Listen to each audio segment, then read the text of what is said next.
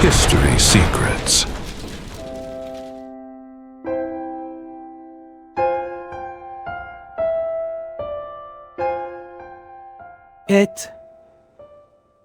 Si le véritable danger du monde avant le déluge n'était pas seulement la corruption, mais le fait que l'humanité ait commencé à croire qu'elle pouvait tout contrôler.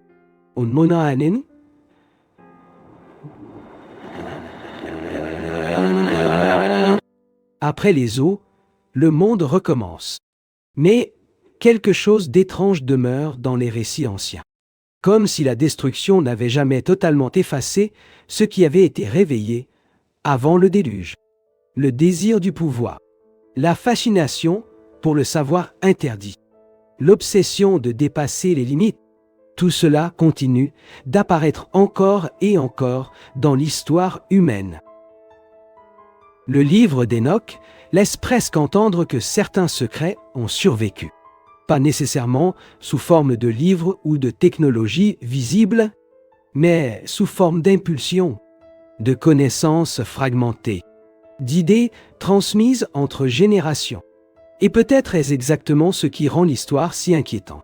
Le problème n'aurait jamais disparu complètement. Il aurait seulement changé de forme. Après le déluge vient Babel. Et Babel ressemble profondément au monde ancien. Une humanité unifiée, organisée, cherchant à s'élever toujours plus haut. Le texte biblique affirme que les hommes voulaient construire une tour atteignant les cieux. Genèse, chapitre 11. Ce n'était pas seulement un projet architectural. C'était un symbole, le désir humain de dépasser ses propres limites. Encore une fois. Peut-être est-ce précisément ce qui relie Babel au monde des vigilants? Dans les deux récits apparaît la même tension. Le pouvoir grandit plus vite que la sagesse. L'ambition grandit plus vite que la conscience. Et les conséquences deviennent dangereuses. C'est peut-être pour cela que tant de traditions anciennes associaient la véritable sagesse à l'humilité, parce qu'elle comprenait quelque chose de fondamental. Le savoir seul ne protège pas l'humanité. Parfois, il accélère sa destruction. Il existe aussi quelque chose de profondément symbolique dans la manière dont le livre d'Enoch décrit les vigilances. Ils ne viennent pas seulement enseigner. Ils observent, ils influencent, ils modifient le comportement humain. Comme si le texte cherchait à montrer que certaines connaissances changent non seulement ce que l'homme est capable de faire, mais aussi ce qu'il devient intérieurement. Et cela reste incroyablement actuel. Car chaque grande technologie transforme aussi la psychologie humaine, les relations, les sociétés, les désirs, le pouvoir. Peut-être que les anciens auteurs avaient compris quelque chose de profondément troublant. Une civilisation peut progresser extérieurement, tout en s'effondrant intérieurement. Les villes peuvent grandir, la science peut avancer, les connaissances peuvent exploser, et pourtant, la conscience morale peut rester fragile. Le monde avant le déluge semble représenter exactement cette peur. Une humanité technologiquement grandissante, mais spirituellement déséquilibrée. C'est peut-être pour cela que tant de civilisations anciennes protégeaient certains savoirs derrière des initiations, des rites et des restrictions. Les prêtres égyptiens limitaient certains enseignements. Les mystères antiques étaient réservés aux initiés. Même dans plusieurs traditions philosophiques, la sagesse devait précéder le pouvoir. Comme si les anciens craignaient précisément ce qui arrive lorsque des capacités immenses tombent entre les mains d'une humanité immature. Et peut-être que le plus inquiétant dans tout cela est que le monde moderne commence à ressembler de plus en plus à ces anciennes narrations. Intelligence artificielle, manipulation génétique, capacité de modifier la conscience humaine, technologie capable de transformer la civilisation entière. Le pouvoir humain grandit à une vitesse gigantesque, mais une question demeure silencieuse. La maturité humaine grandit-elle au même rythme? Le livre d'Enoch ne condamne jamais l'intelligence en elle-même, Le problème du texte semble être différent. Le savoir devient dangereux lorsqu'il se sépare de la responsabilité morale. Et cela apparaît constamment dans la narration. Les vigilants apportent le pouvoir, mais la violence augmente. L'orgueil augmente. Le chaos augmente. Comme si certaines découvertes révélaient aussi les parties les plus sombres du cœur humain. Peut-être que c'est exactement pour cela que les anciens récits parlent autant de limites. L'arbre interdit dans Éden. Les vigilants avant le déluge. Babel après les eaux. À chaque fois, le même thème réapparaît. L'humanité cherchant à accéder à quelque chose dépassant sa propre maturité. Et à chaque fois, le déséquilibre suit. Il existe aussi un détail profondément symbolique dans le personnage d'Enoch lui-même. Contrairement aux vigilants, Enoch reçoit des visions, mais ne tente jamais de dominer ce qu'il découvre. Il observe, il témoigne, il transmet, mais il ne cherche pas à transformer ses révélations en domination personnelle. C'est peut-être exactement ce qui le différencie des êtres qui ont corrompu le monde ancien. La différence entre contempler un mystère et vouloir posséder le pouvoir qu'il contient. Et peut-être que le véritable centre de toute cette histoire se trouve précisément là. Le problème n'est pas seulement le savoir interdit. Le problème est le désir humain de posséder un pouvoir sans accepter les limites nécessaires pour l'utiliser avec sagesse. Cela traverse toute l'histoire humaine.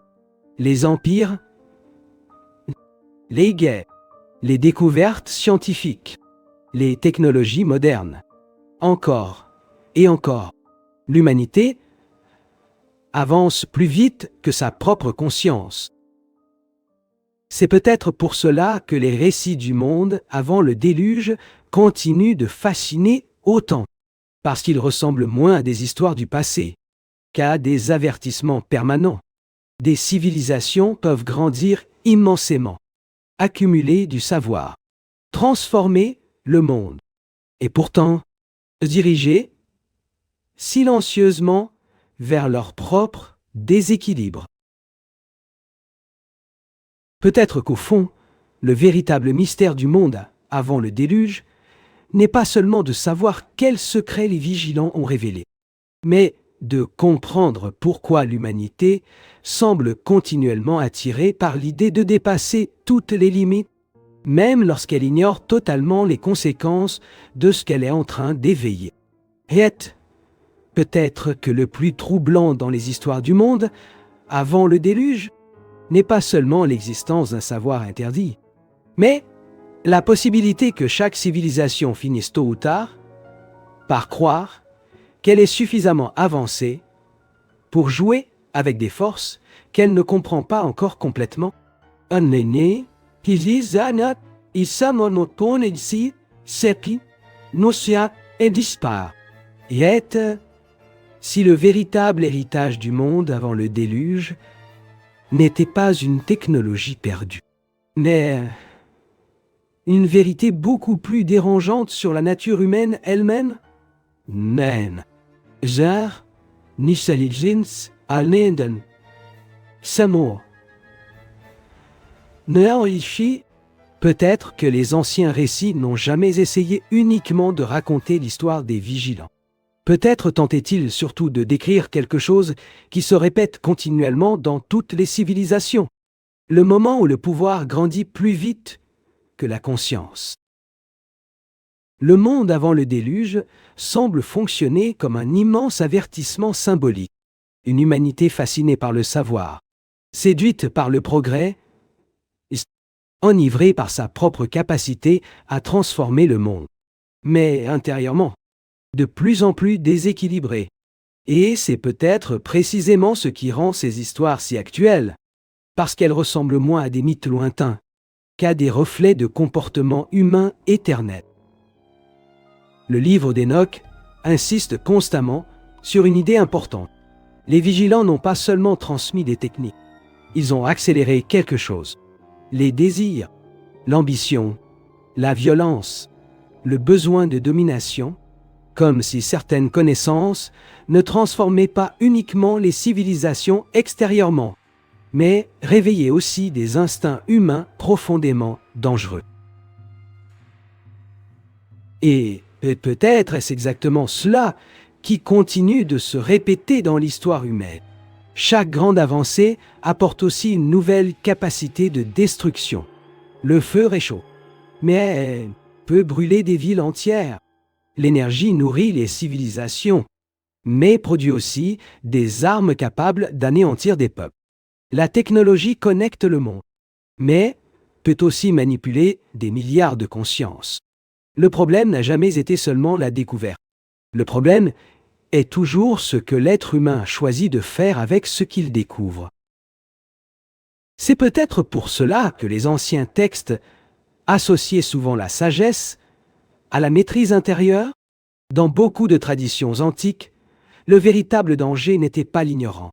C'était le pouvoir sans discipline, le savoir sans responsabilité, la capacité d'agir sans maturité morale suffisante. Et cela apparaît clairement dans le monde. Avant le déluge, la corruption grandit en même temps que les capacités humaines, comme si l'humanité avait appris à transformer le monde, avant d'apprendre à se transformer elle-même. Il existe quelque chose de profondément troublant dans cette idée, car le monde moderne semble avancer dans la même direction. L'intelligence artificielle continue de progresser. La manipulation génétique devient de plus en plus réelle. Les technologies capables d'altérer la pensée, la mémoire et même la vie humaine commencent à émerger. Et la vieille question des anciens récits revient silencieusement. Existe-t-il des pouvoirs que l'humanité n'est pas encore prête à utiliser?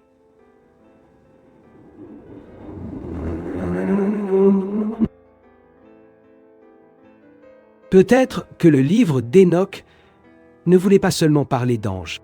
Peut-être parlait-il du comportement humain face au pouvoir. Car les vigilants offrent le savoir. Mais les hommes acceptent immédiatement ce qu'ils reçoivent. Et cela est essentiel. Le texte ne présente jamais l'humanité comme totalement innocent. Elle est séduite, attirée, fascinée par la possibilité de devenir plus puissant. Comme si le désir de dépasser les limites existait déjà avant même l'arrivée des vigilants. C'est peut-être pour cela que les récits d'Éden, des vigilants et de Babel se ressemblent autant. À chaque fois, le même mouvement apparaît. L'être humain cherche à accéder à quelque chose dépassant sa propre condition. Le savoir absolu, le pouvoir absolu, l'élévation absolue. Et à chaque fois, l'équilibre se brise. Comme si les anciens auteurs tentaient de montrer que certaines limites existaient non pour empêcher l'évolution humaine, mais pour empêcher son autodestruction. Il existe aussi une dimension profondément psychologique dans ces récits. Le pouvoir transforme la manière dont l'être humain se perçoit lui-même. Plus une civilisation grandit, plus elle risque de croire qu'elle est devenue invulnérable. C'est exactement ce qui apparaît dans Babel, et peut-être aussi dans le monde, avant le déluge. Une humanité convaincue qu'elle pouvait continuer à avancer sans conséquence, jusqu'au moment où tout s'effondre. Curieusement, après le déluge, le problème ne disparaît jamais totalement. Les empires reviennent, les guerres reviennent, l'orgueil revient, comme si la véritable origine du déséquilibre n'avait jamais été seulement extérieure, mais profondément liée à la nature humaine elle-même, le désir de contrôle, la fascination pour le pouvoir, la difficulté d'accepter des limites. Peut-être que c'est précisément pour cela que les récits du monde avant le déluge ont traversé des milliers d'années, parce qu'ils ne parlent pas seulement d'un passé oublié, ils parlent d'un cycle humain permanent, civilisation qui grandissent, pouvoir qui augmente, conscience morale qui peine à suivre. Et alors, le risque du déséquilibre réapparaît. Le plus troublant est peut-être que le livre d'Enoch ne décrit jamais les vigilants comme des monstres totalement incompréhensibles. Ils ressemblent plutôt à des êtres franchissant une limite qu'ils n'auraient jamais dû franchir. Et cela rend l'histoire encore plus inquiétante, parce qu'elle ressemble profondément à l'expérience humaine moderne. La tentation constante d'aller toujours plus loin, simplement parce que cela devient possible. Peut-être qu'au fond, le monde avant le déluge représente quelque chose de beaucoup plus universel qu'une simple civilisation perdue. Il représente le moment où une société commence à croire que le progrès suffit à lui seul, le moment où le pouvoir grandit, mais où la sagesse reste immobile, le moment où les limites cessent d'être vues comme protection et commencent à être perçues comme obstacles. Et peut-être est-ce précisément là que le danger commence réellement. Parce qu'au bout du compte, les eaux du déluge n'effacent pas le problème. Elles interrompent seulement un cycle. Mais après les eaux, l'humanité recommence encore à chercher la puissance, la domination et les connaissances capables de transformer le monde, comme si le véritable mystère n'avait jamais été les vigilants eux-mêmes. Mais le fait que les êtres humains continuent toujours à accepter ce qui promet davantage de pouvoir, même lorsqu'ils ne comprennent pas encore les conséquences. Et peut-être que le plus inquiétant dans les histoires du monde avant le déluge n'est pas seulement qu'une ancienne civilisation ait pu être détruite par son propre déséquilibre, mais que chaque génération humaine semble continuellement s'approcher du même point, convaincue que cette fois, elle saura contrôler des forces que personne auparavant n'avait réellement réussi à maîtriser. Et bon, peut-être qu'au fond, la question la plus importante laissée par le monde avant le déluge n'est même plus historique. Ce n'est peut-être pas seulement « Oui, les vigilants ont-ils réellement existé? Ouais. Ou une civilisation ancienne a-t-elle disparu sous les eaux? Yo! Peut-être que la véritable question est beaucoup plus proche de nous. Que devient une humanité lorsqu'elle possède plus de pouvoir qu'elle ne possède de sagesse? Le livre d'Enoch semble revenir constamment à cette idée. Les vigilants n'apportent pas seulement des connaissances. Ils accélèrent une transformation. L'homme commence à modifier le monde plus vite qu'il ne comprend sa propre nature. Et cela produit déséquilibre, violence et corruption. Comme si le danger n'était pas la découverte elle-même, mais l'écart entre capacité et conscience.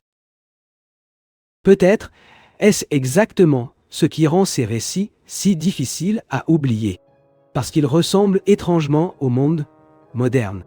Aujourd'hui, l'humanité possède un pouvoir que les civilisations anciennes auraient considéré comme presque divin. Modifier le génome, créer des intelligences artificielles, influencer des milliards d'esprits à travers des réseaux invisibles, transformer des écosystèmes entiers. Et pourtant, les mêmes problèmes humains continuent d'exister. Orgueil, violence, indignation, peur, conflit, comme si le progrès extérieur n'avait jamais réellement garanti l'évolution intérieure.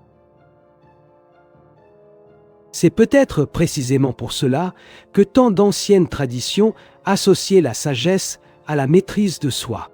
Dans beaucoup de philosophies antiques, le véritable danger n'était pas le manque de connaissances, c'était le manque de conscience morale face au pouvoir.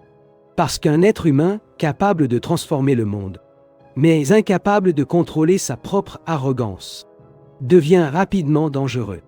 Le monde avant le déluge semble représenter exactement cette peur. Une civilisation immense extérieurement, mais intérieurement incapable de gérer ce qu'elle avait éveillé.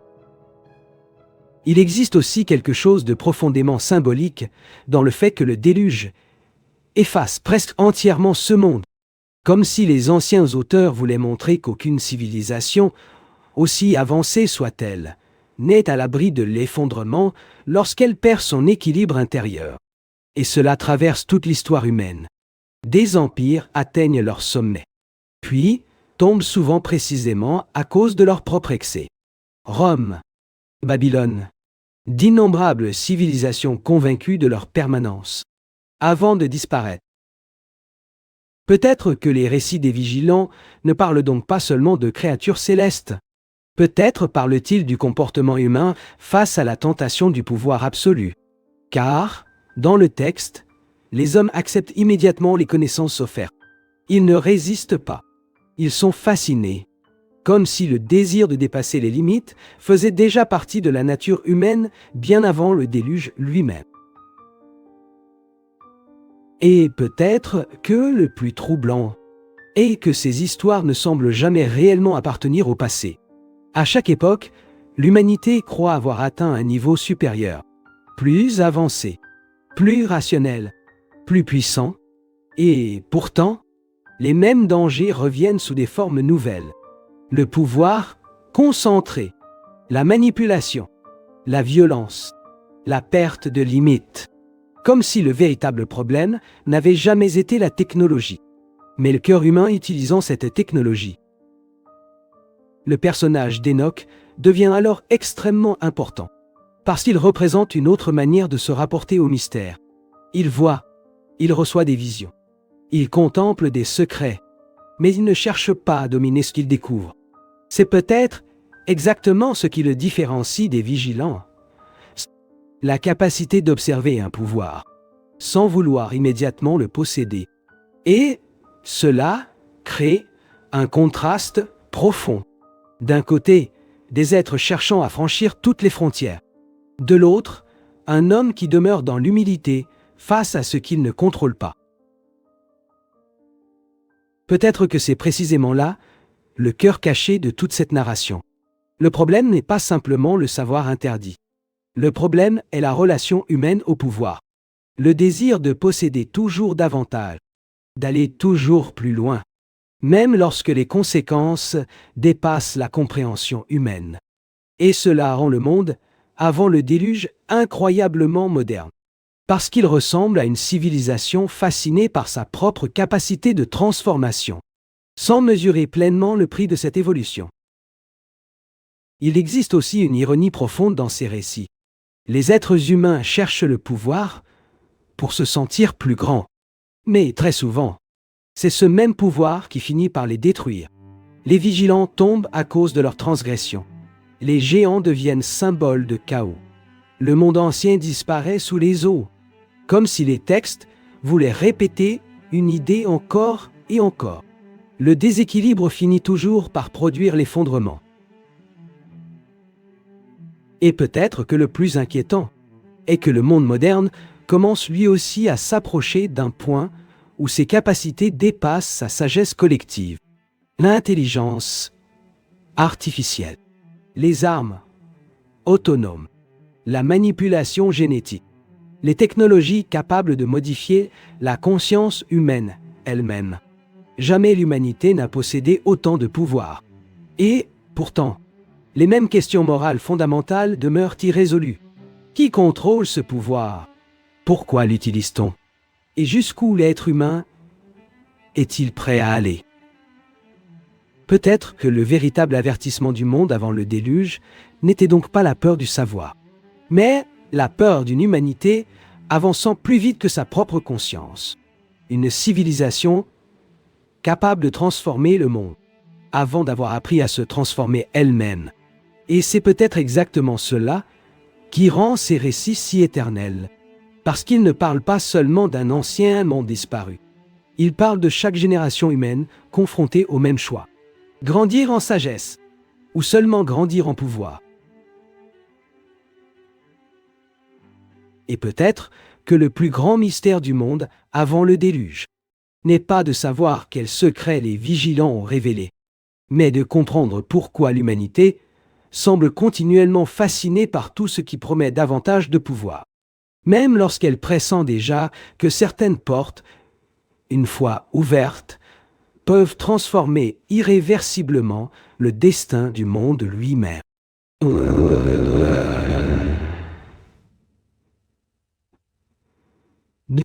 Peut-être qu'au bout du compte, le véritable héritage du monde, avant le déluge, n'est pas caché dans des ruines perdues, ni dans des technologies disparues, Peut-être qu'il est caché dans une question beaucoup plus dangereuse. Que devient une civilisation lorsqu'elle commence à croire qu'aucune limite ne devrait plus exister? Le livre d'Enoch semble constamment revenir à cette idée silencieuse. Les vigilants franchissent une frontière, l'humanité accepte immédiatement ce qu'ils offrent. Et ensuite, quelque chose se déséquilibre. Pas seulement extérieurement, intérieurement. La violence augmente, l'orgueil augmente, le besoin de domination augmente. Comme si certaines connaissances réveillaient aussi les parties les plus sombres de l'être humain. C'est peut-être précisément pour cela que le récit du déluge ne ressemble pas simplement à une catastrophe naturelle. Il ressemble à une interruption, comme si le monde ancien avait atteint un point où sa propre évolution devenait incontrôlable. Et cela crée une idée profondément troublante. Une civilisation peut devenir extrêmement avancée, tout en avançant vers son propre effondrement. Peut-être que les anciens auteurs avaient compris quelque chose que les civilisations modernes oublient facilement. Le progrès n'est pas automatiquement synonyme de sagesse. La puissance ne produit pas nécessairement la maturité. Et plus une société possède de capacités, plus ses erreurs deviennent dangereuses. Le monde avant le déluge semble précisément représenter cette peur. Une humanité capable de transformer la réalité, mais incapable de contrôler ses propres désirs. Il existe quelque chose d'étrangement prophétique dans cette idée, car aujourd'hui, l'humanité s'approche elle aussi de technologies capables de modifier profondément le destin de la civilisation. Intelligence artificielle, manipulation génétique, transformation du vivant, capacité de surveiller et d'influencer des milliards d'esprits. Le pouvoir humain grandit à une vitesse gigantesque. Et pourtant, les conflits humains fondamentaux demeurent les mêmes. Peur, domination, violence, orgueil, comme si la conscience humaine avançait beaucoup plus lentement que sa technologie. Peut-être que c'est exactement pour cela que les récits des vigilants continuent de traverser les siècles, parce qu'ils ressemblent moins à des histoires fantastiques qu'à des avertissements psychologiques et civilisationnels. Ils montrent ce qui peut arriver lorsqu'une société commence à croire que tout ce qui est possible doit forcément être réalisé. Et c'est peut-être là que le danger commence réellement. Lorsque la capacité technique dépasse totalement la réflexion morale. Curieusement, le livre d'Enoch ne présente jamais les vigilants comme ignorants. Au contraire, ils possèdent la connaissance, le pouvoir, la capacité d'enseigner. Mais ils manquent de limites. Et cela est peut-être essentiel, car, dans de nombreuses traditions anciennes, la sagesse n'était pas simplement liée à l'intelligence. Elle était liée à la maîtrise de soi, à l'humilité, à la capacité de reconnaître qu'un pouvoir immense exige aussi une immense responsabilité. Peut-être est-ce précisément ce que le monde avant le déluge a perdu, l'équilibre intérieur. Les textes anciens décrivent une humanité extérieurement grandissante, mais intérieurement corrompue. Et cela finit toujours par produire un effondrement, parce qu'une civilisation peut survivre à beaucoup de choses. Mais lorsqu'elle perd totalement la capacité de contrôler son propre pouvoir, elle devient dangereuse pour elle-même. Il existe aussi quelque chose de profondément humain dans le fait que les hommes acceptent immédiatement les connaissances offertes par les vigilants. Le texte ne montre presque aucune résistance, comme si la fascination pour le pouvoir était déjà présente dans le cœur humain avant même l'arrivée de ces êtres. Et cela rend l'histoire encore plus inquiétante, parce qu'elle suggère que le véritable problème n'est peut-être pas seulement le savoir interdit, mais le désir humain constant de dépasser toutes les limites. À travers toute l'histoire, ce même mouvement réapparaît. Les empires veulent toujours plus de domination. Les civilisations veulent toujours plus de contrôle. Les technologies avancent toujours plus loin. Et rarement l'être humain s'arrête pour demander: Sommes-nous réellement prêts pour ce que nous sommes en train de créer? Le monde avant le déluge semble précisément représenter ce moment où cette question cesse d'être posée. Peut-être que c'est pour cela que le déluge apparaît symboliquement comme un retour au chaos primordial. Les eaux effacent un monde ayant perdu son équilibre, comme si la création elle-même avait besoin d'être interrompue avant que la corruption ne devienne irréversible. Et pourtant, même après les eaux, le problème revient. Babel surgit. Les empires renaissent. L'orgueil humain recommence. Comme si le véritable conflit n'avait jamais été seulement extérieur, mais profondément enraciné dans la nature humaine elle-même. Peut-être que le personnage d'Enoch représente justement l'opposé de cette corruption. Il contemple les mystères, sans chercher à les posséder. Il reçoit des visions, sans transformer le savoir en domination. Et cela crée un contraste immense avec les vigilants, la différence entre observer un mystère avec humilité et vouloir contrôler ce mystère à tout prix. Au fond, le monde avant le déluge semble raconter quelque chose de beaucoup plus vaste qu'une simple ancienne catastrophe. Il raconte le danger d'une civilisation fascinée par son propre pouvoir. Une humanité grandissant extérieurement plus vite qu'intérieurement. Un monde où les limites commencent à être perçues comme des obstacles, et non plus comme des protections. Et peut-être que c'est précisément à cet instant que les civilisations commencent silencieusement à marcher vers leur propre déséquilibre.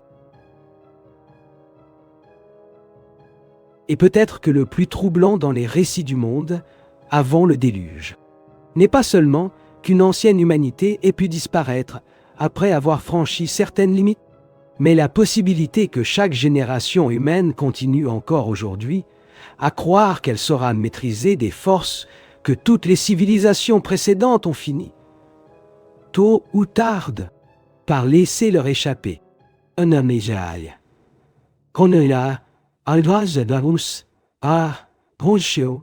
Peut-être que le véritable avertissement du monde avant le déluge ne concerne pas seulement une ancienne civilisation perdue. Peut-être qu'il concerne quelque chose de beaucoup plus permanent. La difficulté humaine à reconnaître le moment exact où le progrès commence à se transformer en danger. Car le plus troublant dans le livre d'Enoch est que personne ne semble percevoir immédiatement le déséquilibre. Les vigilants apportent des connaissances. Les hommes se développent. Le pouvoir grandit. Les capacités augmentent.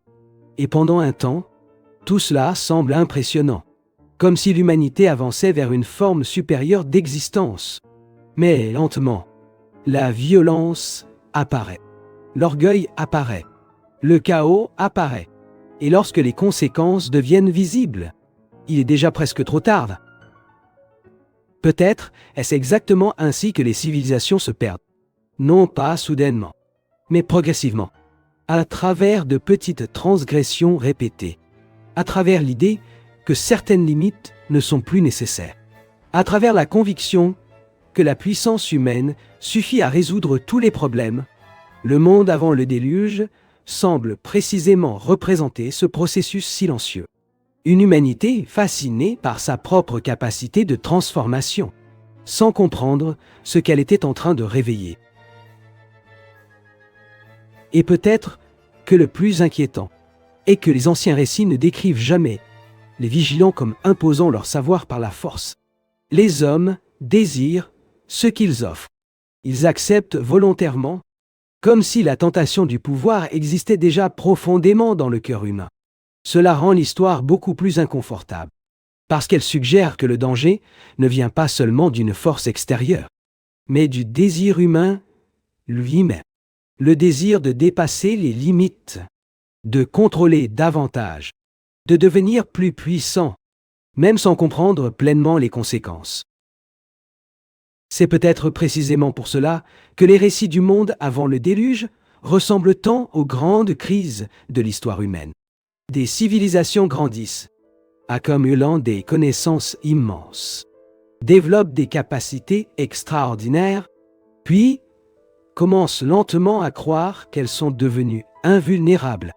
Et c'est souvent à ce moment-là que le déséquilibre commence réellement. Rome atteignit une puissance gigantesque avant son déclin. Babylone semblait indestructible avant de tomber. D'innombrables empires furent convaincus que leur grandeur durerait éternellement. Et peut-être que le monde avant le déluge fonctionne comme le symbole ultime de cette illusion. Une civilisation persuadée que son ascension ne pourrait jamais être interrompue, jusqu'au moment où tout disparaît. Il existe aussi quelque chose de profondément moderne dans cette histoire. Aujourd'hui, l'humanité approche de technologies capables de transformer non seulement les sociétés, mais l'être humain lui-même, modifier l'intelligence, modifier le vivant, créer des systèmes capables d'apprendre, de décider et d'influencer le monde à une échelle gigantesque. Et une vieille question revient silencieusement. L'humanité possède-t-elle réellement la maturité nécessaire pour contrôler ce qu'elle est en train de créer? Peut-être que les anciens textes ne craignaient pas le savoir en lui-même. Peut-être craignaient-ils quelque chose de beaucoup plus précis. Une humanité grandissant extérieurement, sans évoluer intérieurement. Parce qu'à ce moment-là, chaque nouvelle découverte augmente aussi la capacité de destruction. Et cela traverse toute l'histoire humaine. Le même esprit, capable de créer des merveilles, peut aussi produire des catastrophes inimaginables. C'est peut-être pour cela que le personnage d'Enoch reste si important. Contrairement aux vigilants, il ne cherche jamais à posséder le pouvoir des mystères qu'il contemple. Il observe, il témoigne, il comprend, sans vouloir dominer. Et cela crée une opposition silencieuse, mais immense. D'un côté, des êtres cherchant à franchir toutes les frontières. De l'autre, un homme capable d'humilité devant ce qu'il ne contrôle pas. Peut-être que les anciens auteurs voulaient montrer que la véritable sagesse commence précisément là, dans la capacité de reconnaître qu'un pouvoir immense exige aussi des limites immenses. Mais l'humanité semble constamment lutter contre cette idée, car les limites donnent souvent l'impression d'être des obstacles, alors que les anciens récits les voyaient parfois comme des protections. Éden, les vigilants, Babel, toujours le même thème. Une frontière franchie, un pouvoir obtenu, puis un déséquilibre qui grandit lentement jusqu'à devenir incontrôlable. Et peut-être que le plus troublant est que le déluge ne résout jamais complètement le problème. Après les eaux, les hommes recommencent. Les empires reviennent, les guerres reviennent, l'orgueil revient, comme si le véritable conflit n'avait jamais été seulement lié aux vigilants, mais à quelque chose de beaucoup plus profond dans la nature humaine elle-même. Le désir constant d'aller plus loin, même sans savoir où cela conduit réellement. Peut-être qu'au fond, le monde avant le déluge n'est pas seulement un récit sur une ancienne catastrophe. C'est une réflexion sur les civilisations elles-mêmes, sur la manière dont elles grandissent, comment elles accumulent pouvoir et connaissances, et comment elles risquent parfois de perdre leur équilibre précisément au moment où elles deviennent les plus puissantes. Et peut-être que le plus inquiétant dans toute cette histoire n'est pas seulement l'idée qu'une ancienne humanité est disparue, après avoir franchi certaines limites, mais le fait que chaque génération humaine semble continuellement convaincue qu'elle sera la première dans l'histoire, capable de jouer avec des forces immenses, sans jamais perdre le contrôle. Non. Peut-être que le véritable avertissement du monde avant le déluge ne concerne pas seulement une ancienne civilisation perdue. Peut-être qu'il concerne quelque chose de beaucoup plus permanent. La difficulté humaine à reconnaître le moment exact où le progrès commence à se transformer en danger.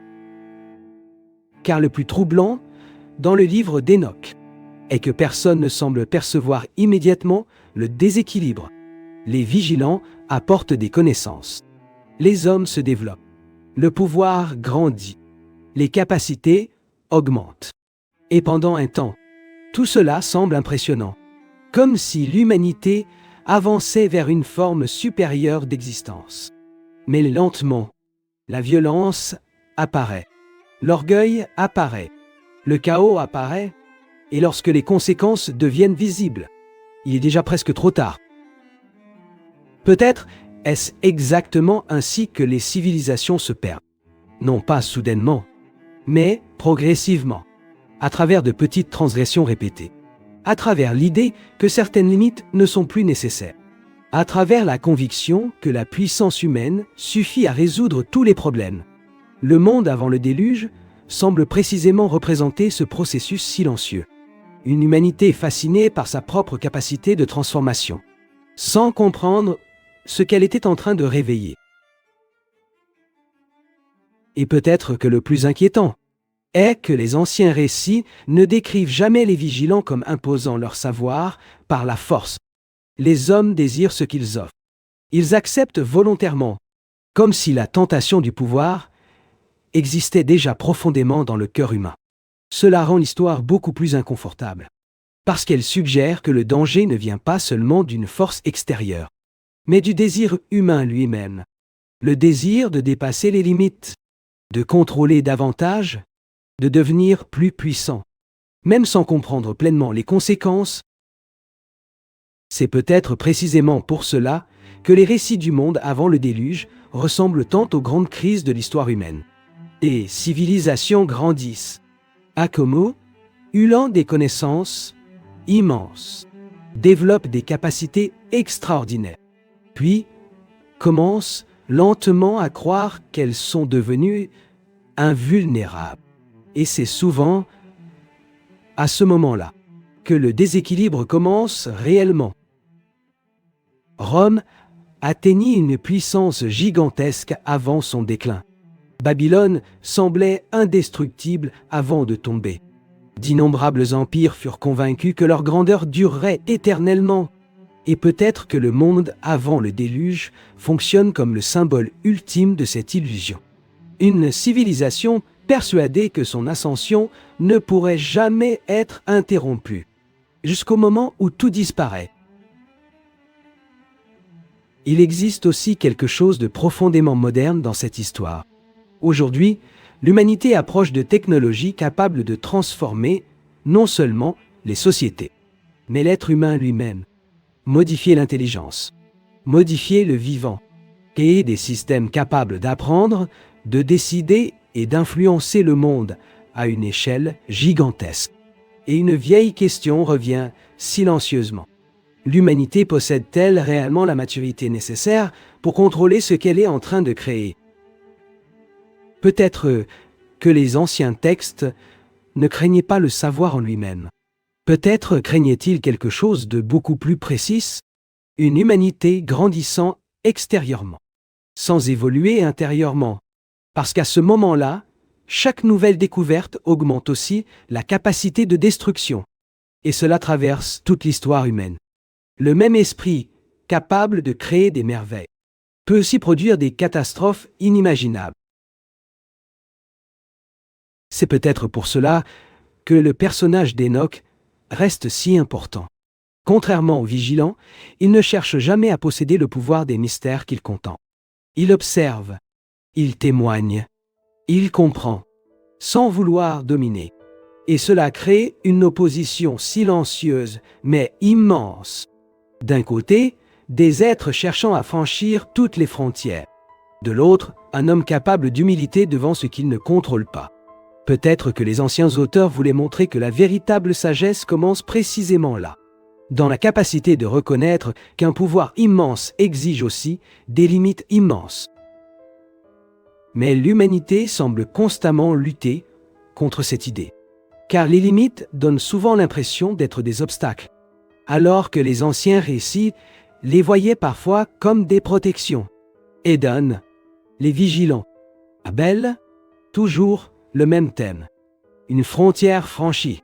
un pouvoir obtenu, puis un déséquilibre qui grandit lentement jusqu'à devenir incontrôlable. Et peut-être que le plus troublant est que le déluge ne résout jamais complètement le problème.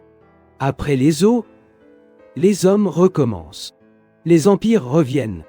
Les guerres reviennent. L'orgueil revient.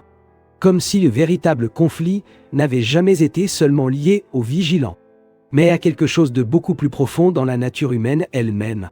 Le désir constant d'aller plus loin, même sans savoir où cela conduit réellement. Peut-être qu'au fond, le monde avant le déluge n'est pas seulement un récit sur une ancienne catastrophe. C'est une réflexion sur les civilisations elles-mêmes, sur la manière dont elles grandissent, comment elles accumulent pouvoir et connaissances, et comment elles risquent parfois de perdre leur équilibre précisément au moment où elles deviennent les plus puissantes. Et peut-être que le plus inquiétant dans toute cette histoire n'est pas seulement l'idée qu'une ancienne humanité ait disparu après avoir franchi certaines limites, mais le fait que chaque génération humaine semble continuellement convaincue qu'elle sera la première dans l'histoire capable de jouer avec des forces immenses, sans jamais perdre le contrôle.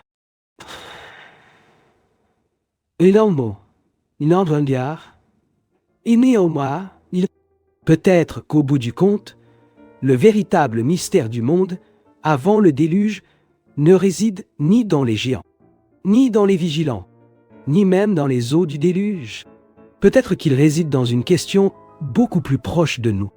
Pourquoi les civilisations humaines semblent-elles toujours attirées par des pouvoirs qu'elles ne sont pas encore capables de maîtriser? Le livre d'Enoch semble suggérer quelque chose de profondément inconfortable. Le danger n'apparaît pas au moment où le savoir naît. Le danger apparaît lorsque le savoir grandit plus vite que la sagesse. Et cela change complètement la manière de regarder le monde avant le déluge. Car cette civilisation n'est pas présentée comme ignorante. Au contraire, elle est présentée comme avancée, transformée, puissante, mais intérieurement corrompue. Peut-être que les anciens auteurs avaient compris un paradoxe que l'humanité continue encore aujourd'hui à affronter. Plus une civilisation devient capable de transformer le monde, plus elle devient dangereuse si elle ne transforme pas aussi sa propre conscience. Et c'est peut-être exactement ce qui apparaît avant le déluge. Le pouvoir augmente, la violence augmente, l'orgueil augmente. Comme si chaque nouvelle capacité révélait aussi une nouvelle possibilité de destruction. Il existe quelque chose de profondément symbolique dans le fait que les vigilants enseignent précisément les domaines liés au contrôle. Les armes, les métaux, les étoiles, les secrets de la nature, comme si le texte voulait montrer que l'humanité commençait à découvrir des moyens d'influencer le monde à une échelle nouvelle, mais sans maturité suffisante pour gérer ses capacités. Et cela reste incroyablement moderne, parce que l'humanité actuelle se trouve elle aussi devant des pouvoirs qui auraient semblé impossibles à toutes les générations précédentes. L'intelligence artificielle, la manipulation génétique, les systèmes capables de surveiller des sociétés entières, les technologies capables d'altérer la pensée humaine elle-même. Le monde moderne avance rapidement vers des formes de pouvoir que les anciens auraient peut-être considérées comme presque divines. Et pourtant, les mêmes conflits humains demeurent. La peur, la domination, la compétition, la violence, comme si l'évolution technologique n'avait jamais garanti l'évolution morale. Peut-être que le monde avant le déluge représente précisément cette peur ancienne. La possibilité qu'une civilisation devienne extérieurement brillante, tout en se détruisant intérieurement. Et c'est peut-être pour cela que les récits anciens associent souvent les grandes chutes non à l'ignorance, mais à l'arrogance. Babel veut atteindre les cieux. Les vigilants franchissent les limites interdites. Les géants deviennent symboles d'excès et de violence. À chaque fois, le même mouvement apparaît. Le refus des limites. Curieusement, le déluge n'efface jamais totalement cette impulsion. Après les eaux, les hommes recommencent immédiatement à reconstruire des villes, à chercher le pouvoir, à organiser des empires, comme si le véritable problème n'avait jamais été seulement les vigilants, mais quelque chose de beaucoup plus profond dans la condition humaine, le désir constant de dépasser toute frontière, même lorsqu'elle existe pour protéger. Peut-être est-ce exactement pour cela que le personnage d'Enoch occupe une place si particulière. Il reçoit des visions immenses. Il contemple les mystères du cosmos. Mais il ne cherche jamais à posséder ce pouvoir. Il observe avec humilité. Et cela crée un contraste gigantesque avec les vigilants. Eux veulent franchir les limites. Enoch accepte qu'il existe des mystères qui dépassent totalement le contrôle humain. Peut-être que les anciens auteurs considéraient cela comme la véritable sagesse. Comprendre, sans vouloir dominer. Et peut-être que le plus troublant dans toute cette histoire est que chaque génération humaine semble convaincue qu'elle sera différente des précédents, plus intelligente, plus consciente, plus capable de contrôler les forces qu'elle réveille. Pourtant, l'histoire humaine répète continuellement les mêmes cycles. Le pouvoir grandit, l'arrogance grandit, les limites disparaissent. Puis vient le déséquilibre, comme si le monde avant le déluge n'était pas seulement une ancienne mémoire, mais un modèle récurrent de civilisation. Il existe aussi quelque chose de profondément psychologique dans cette fascination humaine pour le savoir interdit.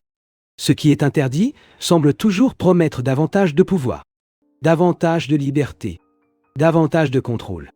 Et c'est précisément ainsi que les récits bibliques décrivent souvent la tentation. Non comme quelque chose d'ouvertement monstrueux, mais comme quelque chose de séduisant. Le serpent dans Éden promet la connaissance. Les vigilants apportent des secrets célestes. Babel promet la grandeur. Toujours la même logique. Le pouvoir comme promesse de dépassement des limites humaines. Mais les récits anciens semblent répéter un avertissement silencieux. Lorsqu'une civilisation perd totalement la capacité de reconnaître ses propres limites, elle commence lentement à marcher vers son propre effondrement. Et peut-être que le plus inquiétant est que cet effondrement n'est presque jamais visible immédiatement. Tout semble d'abord ressembler au progrès, à l'expansion, à la puissance, jusqu'au moment où les conséquences deviennent impossibles à contrôler. Peut-être qu'au fond, le monde avant le déluge ne parle pas seulement d'un ancien passé disparu. Il parle de toutes les civilisations humaines confrontées au même choix. Grandir en puissance ou grandir en sagesse. Car lorsque ces deux choses cessent d'avancer ensemble, le déséquilibre finit toujours par apparaître. Et peut-être que le véritable danger n'a jamais été le savoir lui-même, mais la facilité avec laquelle l'être humain commence à croire que parce qu'il peut faire quelque chose, cela signifie forcément qu'il devrait le faire. Et peut-être que le plus grand mystère du monde avant le déluge n'est pas seulement de savoir quels secrets les vigilants ont révélés, mais de comprendre pourquoi l'humanité continue encore aujourd'hui à avancer vers des pouvoirs toujours plus immenses, sans jamais être totalement certaine d'avoir développé la sagesse nécessaire pour survivre à ce qu'elle est en train de créer. Peut-être qu'au bout du compte, les récits du monde avant le déluge ne parlent pas seulement d'un passé oublié. Ils parlent d'un mécanisme humain qui semble revenir encore et encore à travers l'histoire. Le moment où une civilisation commence à croire que sa capacité technique est devenue plus importante que sa sagesse morale. Et peut-être que c'est exactement là que le danger devient presque invisible. Car les grandes civilisations ne s'effondrent généralement pas au moment où elles se sentent faibles. Elles s'effondrent souvent au moment où elles se sentent invincibles. Le monde avant le déluge semble porter précisément cette sensation. Une humanité grandissante, puissante, convaincue de sa propre ascension. Mais incapable de percevoir que quelque chose se déséquilibrait profondément à l'intérieur même de sa structure morale. Le livre d'Enoch laisse entendre que les vigilants ont transmis des connaissances capables de transformer le monde matériel. Mais le texte insiste sur un détail fondamental. La corruption grandit en parallèle, comme si l'évolution extérieure de la civilisation n'avait jamais garanti son évolution intérieure. Et cela reste peut-être l'une des idées les plus troublantes de toute cette narration. Le progrès seul ne sauve pas une civilisation. Peut-être que les anciens auteurs avaient observé quelque chose de profondément humain. Chaque génération croit généralement que sa propre intelligence sera suffisante pour éviter les erreurs du passé. Pourtant, les mêmes cycles réapparaissent continuellement. Le pouvoir devient concentration. La connaissance devient domination. Le progrès devient contrôle. Et lentement, les limites disparaissent. Le monde avant le déluge semble représenter exactement ce moment où une société cesse de voir les limites comme une protection et commence à les considérer comme des obstacles à dépasser. C'est peut-être précisément pour cela que Babel apparaît juste après le déluge, comme si les récits voulaient montrer que l'humanité recommence immédiatement le même mouvement. Construire plus haut, devenir plus grande, s'approcher des cieux. Encore une fois, le problème n'a jamais été totalement effacé par les eaux, parce qu'il n'était pas seulement extérieur. Il était profondément lié au cœur humain. Et peut-être que le plus inquiétant est que le monde moderne ressemble de plus en plus à cette dynamique. Jamais l'humanité n'a possédé autant de pouvoir. Jamais elle n'a eu autant de capacité de modifier le vivant, les sociétés et même la conscience humaine. Mais une question silencieuse demeure. La maturité morale avance-t-elle réellement au même rythme que la puissance technologique? L'intelligence artificielle transforme déjà la manière dont les humains pensent, créent et prennent des décisions. La manipulation génétique approche de la possibilité de modifier directement la structure du vivant. Les systèmes numériques influencent des milliards d'esprits simultanément. Et peut-être que le plus troublant est que tout cela avance beaucoup plus vite que les débats éthiques capables de le contenir. Comme si l'humanité moderne vivait exactement ce que les anciens récits semblaient craindre. Une accélération du pouvoir, plus rapide que l'évolution de la conscience. Le personnage d'Enoch devient alors presque un symbole oublié d'équilibre. Il contemple les mystères sans vouloir les posséder. Il reçoit des visions sans transformer ces révélations en domination. Et cela crée une opposition immense avec les vigilants. Eux franchissent les limites. Enoch accepte qu'il existe des choses qui dépassent totalement le contrôle humain. Peut-être que les anciens considéraient cela comme la véritable sagesse. Savoir où s'arrêter. Mais l'être humain semble continuellement avoir du mal avec cette idée. Car le pouvoir produit une illusion très particulière. L'impression que davantage de capacités signifie automatiquement davantage de maturité. Or, l'histoire montre souvent l'inverse. Des civilisations deviennent extraordinairement puissantes, tout en restant émotionnellement, moralement ou spirituellement déséquilibrées. Et lorsque ce déséquilibre devient trop grand, l'effondrement finit par apparaître. Peut-être est-ce exactement ce que symbolise le déluge. Pas seulement une punition, mais l'image d'un monde ayant perdu toute capacité de contenir sa propre corruption. Comme si la civilisation ancienne avait franchi un point où son pouvoir dépassait complètement sa sagesse collective. Et peut-être que c'est précisément cette possibilité qui continue encore aujourd'hui à rendre ces récits si fascinants, parce qu'ils ressemblent moins à des mythes lointains qu'à des avertissements permanents. Il existe aussi quelque chose de profondément humain dans la fascination pour le savoir interdit. L'être humain est naturellement attiré par ce qui promet davantage de contrôle, davantage de liberté, davantage de puissance. C'est exactement ainsi que les récits bibliques décrivent souvent la tentation. Jamais comme quelque chose de purement monstrueux, mais comme quelque chose de séduisant. Le serpent promet la connaissance. Les vigilants offrent les secrets célestes. Babel promet la grandeur. Toujours le même mouvement. L'idée que dépasser les limites rendra l'humanité plus élevée. Mais les anciens récits semblent répondre silencieusement autre chose. Une civilisation ne devient pas plus grande uniquement parce qu'elle possède davantage de pouvoir. Elle devient réellement grande lorsqu'elle développe une conscience capable de contrôler ce pouvoir sans se détruire elle-même. Et c'est peut-être précisément ce que le monde avant le déluge n'a jamais réussi à faire. Peut-être qu'au fond, le véritable héritage des vigilants n'est pas une technologie perdue, ni des secrets cachés dans des ruines anciennes. Peut-être que leur véritable héritage est l'avertissement laissé derrière eux. Le danger d'une humanité fascinée par sa propre capacité de transformation, mais incapable de reconnaître le moment où cette transformation commence lentement à dépasser sa sagesse intérieure.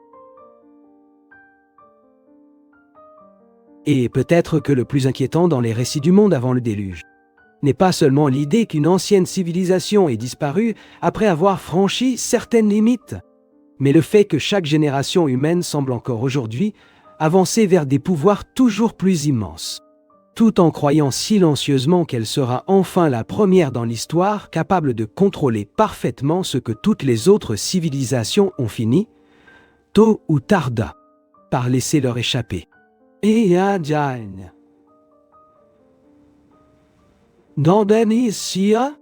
peut-être qu'au bout du compte, le monde avant le déluge ne représente pas seulement une ancienne humanité détruite. Peut-être qu'il représente une question éternelle. Que se passe-t-il lorsqu'une civilisation devient capable de transformer presque tout, sauf elle-même? Car c'est peut-être exactement cela qui rend ces récits si dérangeants. Le monde ancien ne manque pas de connaissances.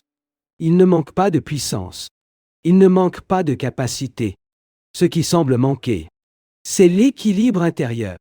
Et cela change totalement la manière de regarder le déluge. La catastrophe n'apparaît plus seulement comme un événement extérieur. Elle ressemble davantage à l'effondrement progressif d'une civilisation devenue incapable de contrôler ce qu'elle avait éveillé. Le livre d'Enoch insiste constamment sur une idée fondamentale.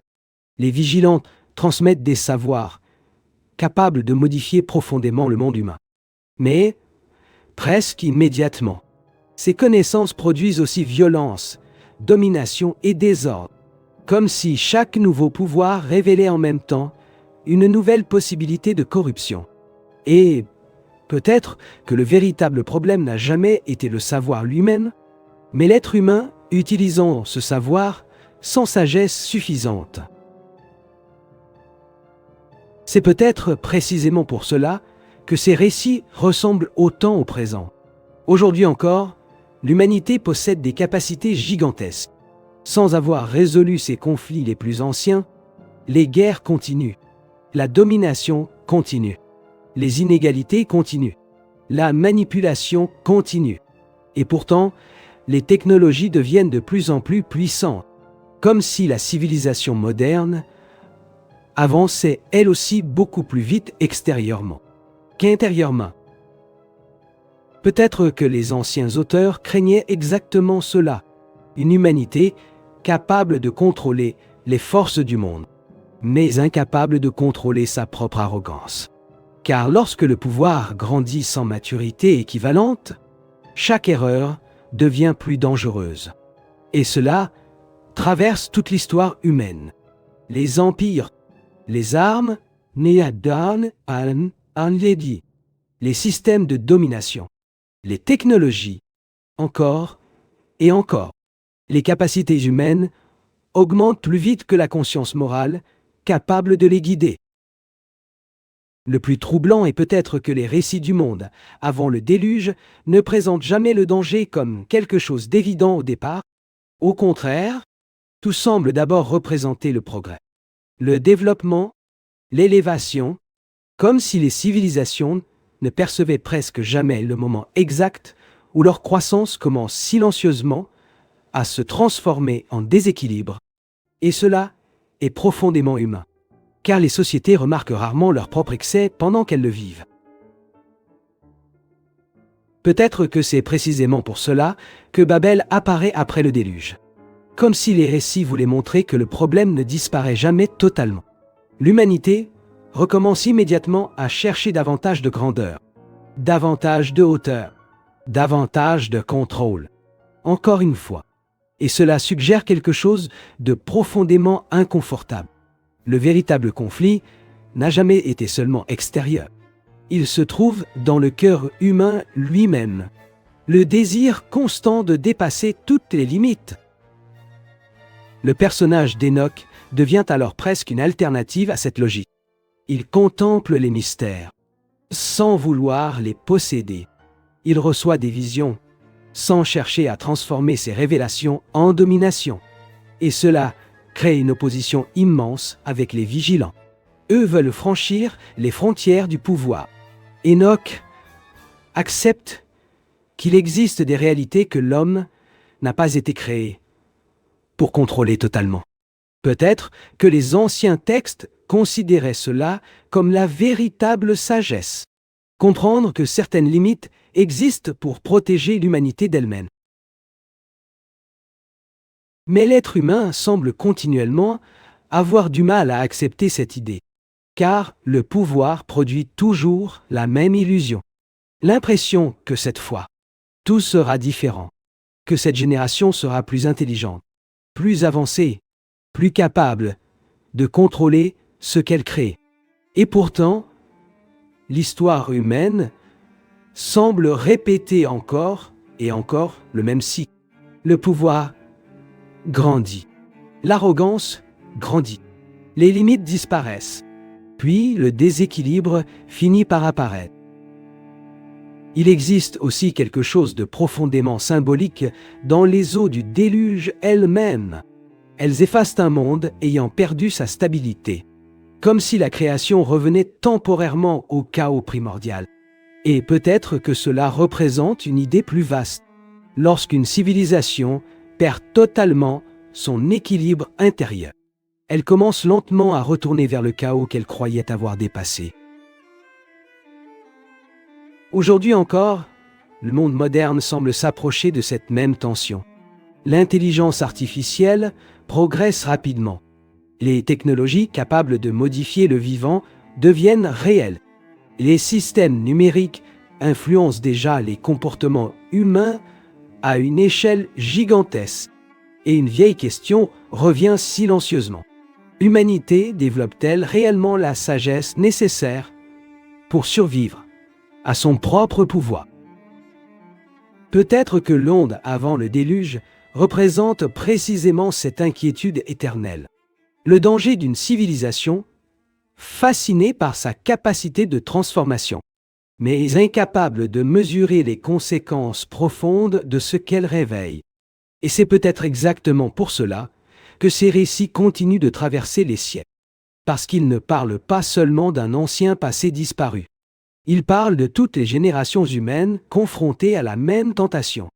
Croire que parce qu'un pouvoir devient accessible, il doit forcément être utilisé. Mais les anciens récits semblent murmurer autre chose.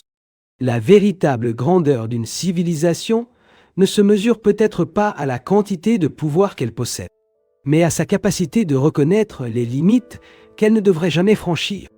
Et peut-être que le plus difficile, pour l'être humain, est précisément cela. Accepter qu'il existe des frontières que la puissance seule ne suffit pas à rendre sûreté. Et peut-être que le plus troublant dans les récits du monde, avant le déluge, n'est pas seulement l'idée qu'une ancienne humanité ait disparu après avoir franchi certaines limites, mais le fait que le monde moderne semble lui aussi avancer vers des pouvoirs toujours plus immenses, tout en continuant silencieusement à espérer qu'il saura contrôler ce que toutes les civilisations précédentes ont fini, tôt ou tard, par laisser leur échapper. Oh, mais peut-être que le plus inquiétant dans toute cette histoire est que les civilisations réalisent rarement qu'elles sont devenues dangereuses pour elles-mêmes. Car lorsqu'une société atteint un immense niveau de pouvoir, elle commence souvent à croire que sa propre intelligence suffira à éviter toutes les catastrophes. Et c'est précisément à ce moment-là que les mythes commencent à disparaître. Le monde, avant le déluge, semble représenter exactement cette illusion. Une humanité fascinée par sa propre évolution, convaincue que davantage de savoir signifiait automatiquement davantage de progrès. Mais les récits anciens suggèrent quelque chose de beaucoup plus sombre. Le savoir peut agrandir une civilisation, mais il ne transforme pas automatiquement le cœur humain. Et peut-être est-ce précisément cela qui rend les vigilants si symboliquement puissants. Ils apportent les connaissances, mais ils n'apportent pas la sagesse nécessaire pour les utiliser. Le résultat est alors presque inévitable. Les capacités humaines augmentent, mais la violence augmente aussi. L'ambition augmente aussi. Le besoin de domination augmente aussi. Comme si chaque nouvelle puissance révélait simultanément une nouvelle possibilité de destruction. C'est peut-être exactement ce que les anciens récits tentaient de montrer. Le danger n'est pas simplement technologique, il est spirituel, moral, psychologique. Une civilisation peut devenir extraordinairement avancée extérieurement, tout en restant intérieurement immature. Et cela finit toujours par produire un déséquilibre. Peut-être est-ce pour cela que tant de traditions anciennes insistaient autant sur l'humilité. Les sages de nombreuses civilisations considéraient souvent la maîtrise de soi comme plus importante que la maîtrise du monde, car ils semblaient comprendre quelque chose de fondamental. Un être humain incapable de contrôler sa propre arrogance devient dangereux lorsqu'il obtient trop de pouvoir. Le monde avant le déluge semble précisément illustrer cette peur. Et aujourd'hui encore, cette question redevient incroyablement actuelle.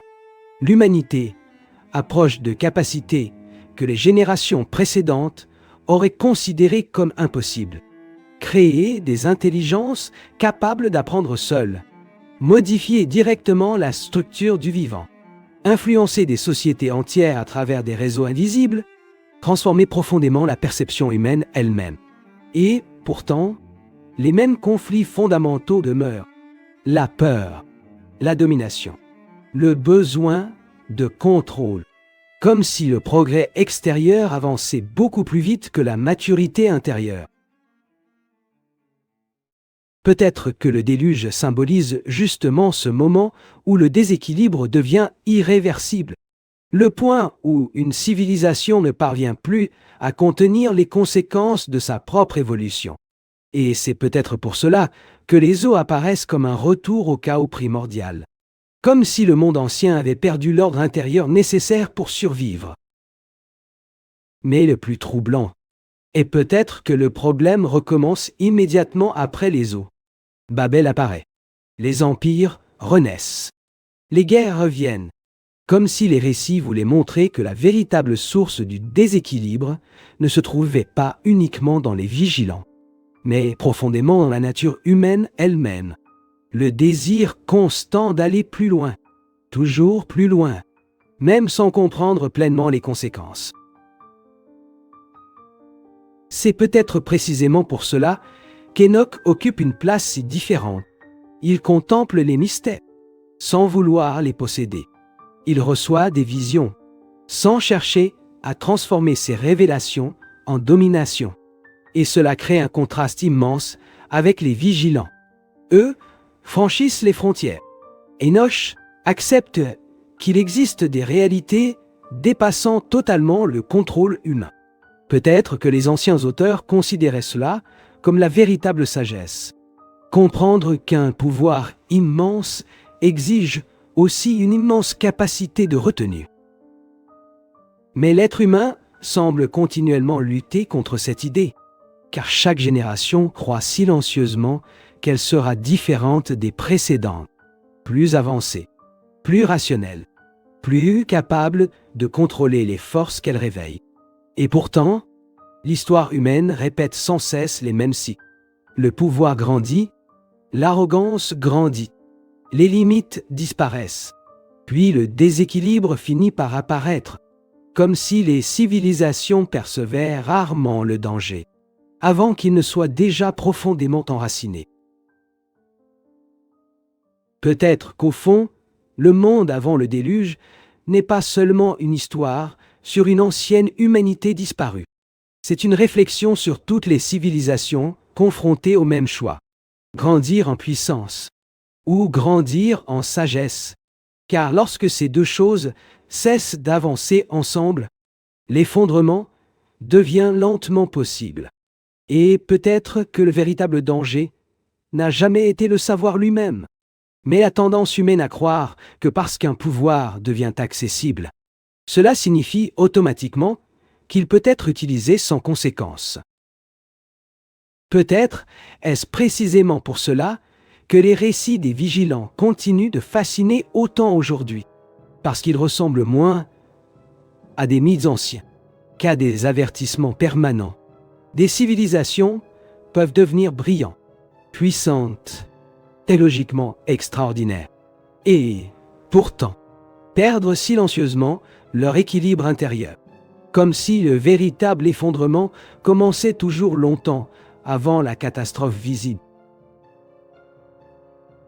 Et peut-être que le plus troublant dans toute l'histoire du monde avant le déluge n'est pas seulement qu'une ancienne civilisation ait disparu après avoir franchi certaines limites, mais le fait que l'humanité moderne semble elle aussi avancer vers des pouvoirs toujours plus immenses, tout en continuant à croire, génération après génération, qu'elle sera enfin capable de maîtriser parfaitement des forces que toutes les civilisations précédentes ont fini, tôt ou tard, par laisser leur échapper.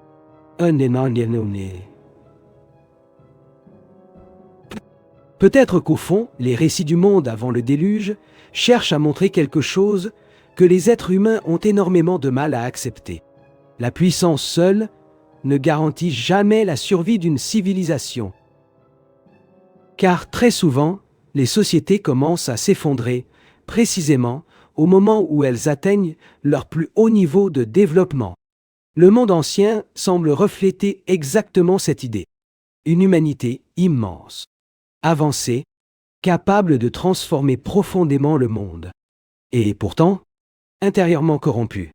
Comme si le progrès extérieur avait dépassé la capacité humaine à gérer ce progrès avec sagesse. Le plus inquiétant est peut-être que les récits des vigilants ne décrivent jamais une catastrophe surgissant soudainement, sans avertissement.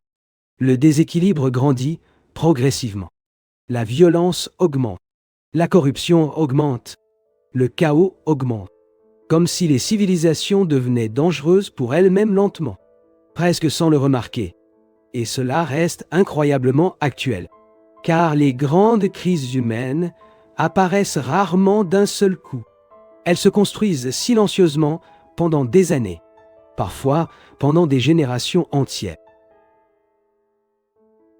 Peut-être que les anciens auteurs avaient compris quelque chose de profondément psychologique. Lorsqu'un pouvoir nouveau apparaît, l'être humain se concentre presque toujours d'abord sur ce qu'il peut gagner. Davantage de contrôle, davantage de vitesse, davantage de domination.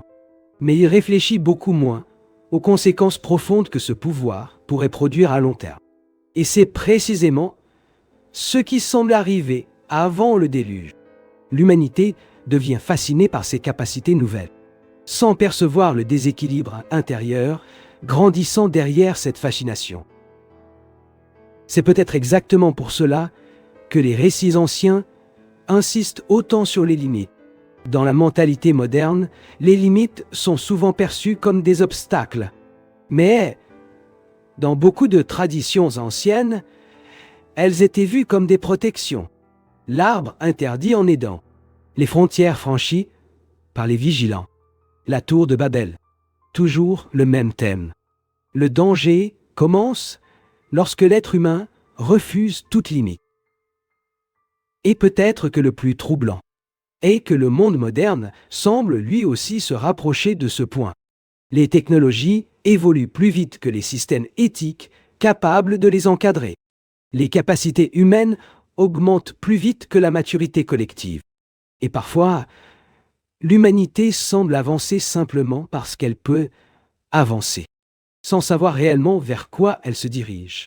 Comme si le progrès lui-même devenait une force impossible à ralentir. Le personnage d'Enoch apparaît alors presque comme une alternative oubliée. Il contemple les mystères, mais ne cherche jamais à les transformer en domination. Il accepte qu'il existe des réalités dépassant le contrôle humain. Et cela crée une différence immense avec les vigilants. Eux veulent posséder le pouvoir. Enoch accepte les limites.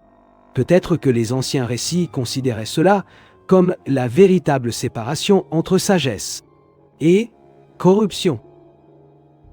Il existe aussi une ironie profonde dans toute cette histoire. Les civilisations recherchent souvent davantage de puissance pour garantir leur sécurité. Mais très souvent, ce même pouvoir finit par produire les plus grands risques. Les armes deviennent plus destructrices. Les systèmes de contrôle deviennent plus invasifs. Les technologies deviennent plus difficiles à contenir, comme si chaque nouvelle capacité ouvrait aussi une nouvelle possibilité d'effondrement. Et cela ressemble énormément au monde avant le déluge. Une humanité devenue capable de modifier profondément la réalité, mais incapable de contrôler pleinement les conséquences de cette transformation. Peut-être qu'au fond, le déluge représente moins une punition isolée qu'une image du moment où une civilisation perd totalement son équilibre intérieur, le point où le pouvoir dépasse tellement la sagesse, que le système lui-même devient instable. Et peut-être que c'est précisément cette possibilité qui continue de rendre ces récits si fascinants aujourd'hui, parce qu'ils ressemblent moins à des mythes anciens qu'à des avertissements permanents sur la nature humaine elle-même. Car le véritable danger du monde avant le déluge n'était peut-être pas seulement les vigilants. C'était peut-être l'incapacité humaine à reconnaître quand certaines frontières ne devraient plus être franchies. Et cela traverse encore toute l'histoire moderne. Chaque génération croit qu'elle sera plus prudente que les précédents, plus consciente, plus capable de contrôler ce qu'elle crée. Et, pourtant, les mêmes cycles reviennent continuellement. Le pouvoir grandit, les limites disparaissent, puis les conséquences deviennent impossibles à contenir. Peut-être que le plus grand avertissement laissé par ces récits est précisément celui-ci. Une civilisation ne se détruit pas uniquement par manque de connaissances. Elle peut aussi se détruire par excès de pouvoir, sans sagesse équivalente. Et peut-être que le plus difficile pour l'être humain n'est pas d'apprendre à créer des forces immenses, mais d'apprendre à reconnaître le moment où il devrait volontairement s'arrêter. Parce qu'au bout du compte, les récits du monde avant le déluge semblent poser une question qui demeure encore ouverte aujourd'hui. L'humanité développe-t-elle réellement sa conscience au même rythme que sa puissance? Ou avance-t-elle simplement toujours plus vite, en espérant que cette fois, elle saura contrôler des forces qu'aucune civilisation avant elle n'a jamais réussi à maîtriser totalement? Et peut-être que le plus troublant dans toute l'histoire des vigilants n'est pas seulement qu'un ancien monde ait pu disparaître après avoir franchi certaines limites, mais le fait que l'humanité moderne semble, elle aussi, fascinée par l'idée de dépasser toujours davantage ses frontières, tout en oubliant parfois que le véritable danger n'a jamais été uniquement le pouvoir lui-même, mais ce qu'un être humain devient intérieurement lorsqu'il possède un pouvoir immense sans développer une sagesse capable de le contenir. Peut-être qu'au fond, le monde avant le déluge représente l'une des plus anciennes peurs de l'humanité. La peur qu'une civilisation puisse devenir tellement puissante qu'elle finisse par perdre totalement la capacité de contrôler ce qu'elle a créé. Car le plus troublant dans les récits des vigilants Et peut-être que tout commence par une promesse de progrès, davantage de connaissances, davantage de maîtrise, davantage de capacité à transformer le monde. Et cela semble d'abord positif, presque grandiose. Mais lentement, quelque chose change. Le pouvoir grandit plus vite que la conscience. La capacité grandit plus vite que la sagesse. Et c'est précisément là que le déséquilibre commence à apparaître. Peut-être que les anciens auteurs avaient compris quelque chose que l'histoire humaine continue encore à démontrer. Une civilisation peut atteindre un niveau extraordinaire de développement, tout en restant intérieurement fragile. Et lorsqu'une société possède des pouvoirs immenses, sans maturité équivalente, chaque erreur devient potentiellement catastrophique. Le monde avant le déluge semble exactement représenter cette tension. Une humanité brillante extérieurement, mais incapable de gérer spirituellement et moralement sa propre évolution. Et peut-être que c'est précisément ce qui rend ces récits si éternels, parce qu'ils ne parlent pas seulement du passé. Ils parlent de toutes les générations humaines confrontées à la même tentation. Croire que davantage de puissance signifie automatiquement davantage d'élévation, alors que les anciens récits semblent suggérer exactement l'inverse. Plus une civilisation devient puissante, plus elle a besoin d'humilité. Le personnage d'Enoch apparaît alors presque comme un rappel oublié de cette idée. Il contemple les mystères sans vouloir les posséder. Il reçoit des révélations sans chercher à transformer ces révélations en domination. Et cela crée une opposition profonde avec les vigilants. Eux veulent franchir toutes les frontières. Enoch accepte qu'il existe des limites que l'homme ne devrait peut-être jamais dépasser. Peut-être que les anciens voyaient précisément là la différence entre sagesse et corruption. Mais l'être humain semble continuellement attiré par l'idée de dépasser ses propres limites. Le serpent promet la connaissance. Les vigilants offrent les secrets célestes. Babel promet la grandeur. Toujours la même logique. Le pouvoir comme promesse de transformation absolue. Et peut-être que le plus dangereux est que cette tentation semble toujours raisonnable au départ. Le progrès paraît positif. La croissance paraît nécessaire. La puissance paraît utile. Jusqu'au moment où les conséquences deviennent impossibles à contenir. Aujourd'hui encore, le monde moderne semble se rapprocher de cette même frontière. L'intelligence artificielle progresse à une vitesse gigantesque. La manipulation du vivant devient de plus en plus réelle. Les systèmes numériques influencent déjà les pensées, les émotions et les comportements humains à une échelle mondiale. Et pourtant, les mêmes problèmes humains demeurent inchangés. L'orgueil, la domination, la peur, la violence, comme si la technologie avançait infiniment plus vite que la conscience humaine elle-même. Peut-être est-ce exactement cela que les récits du monde, avant le déluge, cherchaient à avertir. Le véritable danger d'une civilisation n'est pas seulement le manque de connaissances, c'est le pouvoir sans sagesse. Car une société peut survivre à beaucoup de choses. Mais lorsqu'elle commence à croire qu'elle n'a plus besoin de limites, elle devient lentement dangereuse pour elle-même. Et peut-être que le plus troublant est que les civilisations remarquent rarement ce danger pendant qu'elles le vivent. Tout ressemble d'abord au progrès, à l'expansion, à l'évolution, comme si les sociétés percevaient difficilement le moment exact où leur propre puissance commence à dépasser leur équilibre intérieur. Et cela traverse toute l'histoire humaine. Les empires grandissent, les capacités augmentent, puis vient un point où la civilisation ne contrôle plus totalement les conséquences de ce qu'elle a créé. Le déluge apparaît alors presque comme un symbole universel. Le moment où un monde perd totalement sa stabilité intérieure. le moment où le déséquilibre devient irréversible. Et peut-être que c'est précisément cela qui continue de rendre ces récits aussi fascinants aujourd'hui. Parce qu'ils ressemblent moins à de simples mythes anciens qu'à des réflexions profondes sur la nature humaine elle-même. Au fond, le véritable problème du monde avant le déluge n'était peut-être pas seulement les vigilants. C'était peut-être l'incapacité humaine à grandir intérieurement au même rythme que son propre pouvoir.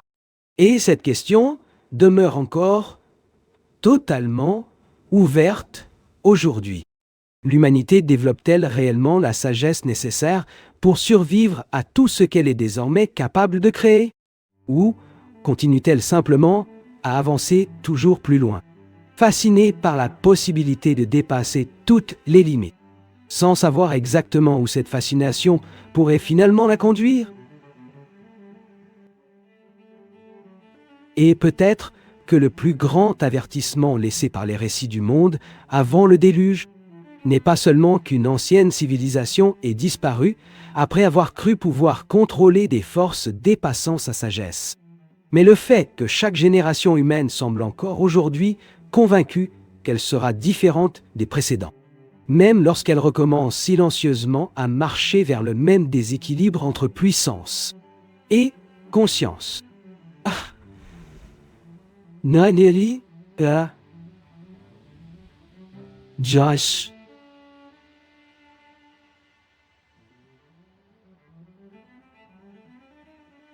Au fil de l'histoire, de nombreux événements ont été enregistrés. Mais d'autres ont disparu avec le temps. Manuscrits perdus, récits oubliés, preuves qui ne nous sont jamais parvenues. Mais cela soulève une question inévitable. Combien de vérités de l'histoire connaissons-nous réellement? History Secret. Car certains secrets de l'histoire attendent encore d'être révélés.